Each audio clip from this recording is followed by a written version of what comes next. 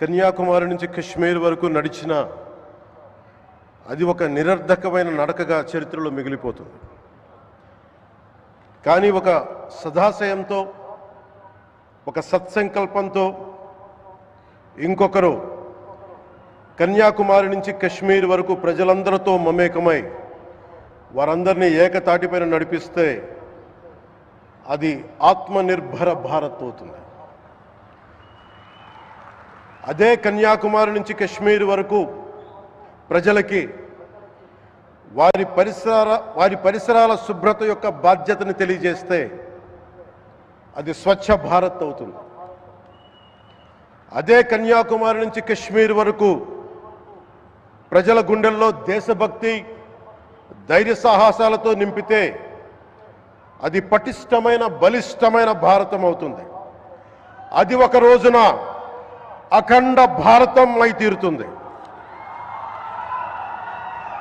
ఒక బలమైన భారత్ కోసం, ఒక దృఢమైన దేశం కోసం, జగత్తంతా వసుదైక కుటుంబం అనే భావన కోసం 4.5 దశాబ్దాలుగా పరితపిస్తూ, పరిశ్రమిస్తూ ఆ దారిలో ఎదుర్కొన్న ప్రతి పరాజయాన్ని, పడ్డ ప్రతి అవమానాన్ని నవ్వుతూ స్వీకరిస్తూ, వాటినే విజయాలకి ఇంధనంగా వాడుకుంటూ, దేశాన్ని అభివృద్ధి పథంలో నడిపిస్తూ, భారతదేశాన్ని ప్రపంచంలోనే 3వ బలమైన ఆర్థిక వ్యవస్థగా తీర్చిదిద్దేలా నడిపిస్తున్న మన ప్రియతమ ప్రధాని, మన గౌరవ ప్రధాని శ్రీ నరేంద్ర మోదీ గారికి నా తరపున 5 కోట్ల మంది ఆంధ్రప్రదేశ్ ప్రజల తరపున నా హృదయపూర్వక నమస్కారాలు.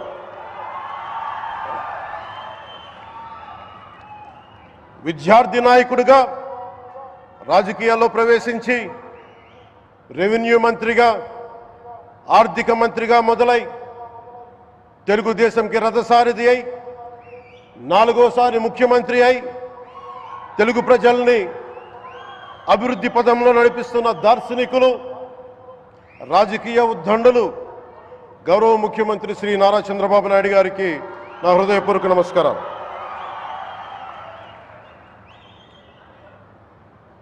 తోటి మంత్రివర్గ సహచరులైన ప్రతి ఒక్కరికి, నారా లోకేష్ గారికి,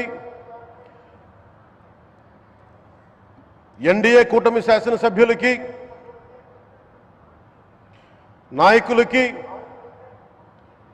బీజేపీ నాయకులందరికీ పేరు పేరున నా నమస్కారాలు. కార్యకర్తలకి నా హృదయపూర్వక నమస్కారాలు. బీజేపీ నాయకురాలు శ్రీమతి పురంధేశ్వరి గారికి నా హృదయపూర్వక నమస్కారం. మా ఎన్డీఏ కూటమికి 164 అసెంబ్లీ స్థానాలు, 21 మంది పార్లమెంట్ సభ్యులనిచ్చి మమ్మల్ని వారి విలువైన ఓటుతో వేసి గెలిచిన ప్రతి ఒక్కరికి ఆడపడుచులకి, అక్క చెల్లెలకి, పెద్దలకి, పిన్నలకి, యువతులకి, యువకులకి పేరు పేరున నా హృదయపూర్వక నమస్కారాలు. ప్రజలు ఎన్డీఏ ప్రభుత్వాన్ని నమ్మారు, నిలబడ్డారు. అలా నిలబడినందుకే ఈ రోజున మన గౌరవ ప్రధానమంత్రి గారి సారథ్యంలో ఈ ప్రారంభోత్సవాలు కానీ, శంకుస్థాపనలు కానీ, అది దక్షిణ కోస్తా రైల్వే జోన్ కావచ్చు, కృష్ణపట్నం ఇండస్ట్రియల్ పార్క్ కానీ, గ్రీన్ హైడ్రోజన్ హబ్ కానీ, అనకాపల్లి బల్క్ డ్రగ్ పార్క్ కావచ్చు, 6 కొత్త రైల్వే ప్రాజెక్టులు కావచ్చు, వీటన్నిటిని వచ్చే పెట్టుబడి దాదాపు 2,10,000 కోట్ల రూపాయల పెట్టుబడులు, 7.5 లక్షల మందికి ఉపాధి అవకాశాలు. అవినీతితో కూరుకుపోయి ఉపాధి అవకాశాలు లేక, ఉద్యోగ అవకాశాలు లేక విలవిల్లాడుతున్న సమయంలో మీరు నిలబడ్డారు. అందుకే ఈ రోజున ఈ 2 లక్షల పైచిలుకు పెట్టుబడితో 7.5 లక్షల ఉపాధి అవకాశాలు లభించి మనందరికీ ఇచ్చినందుకు మనస్ఫూర్తిగా ప్రధానమంత్రి శ్రీ నరేంద్ర మోదీ గారికి చేతులెత్తి నమస్కరిస్తున్నాం.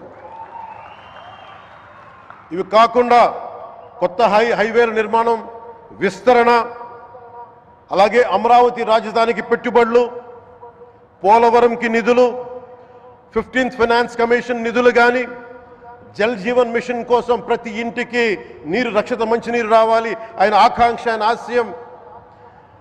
మనకు గంట కాదు 24 గంటలు రావాలని పడ్డ తపన ప్రధానమంత్రి గారిది.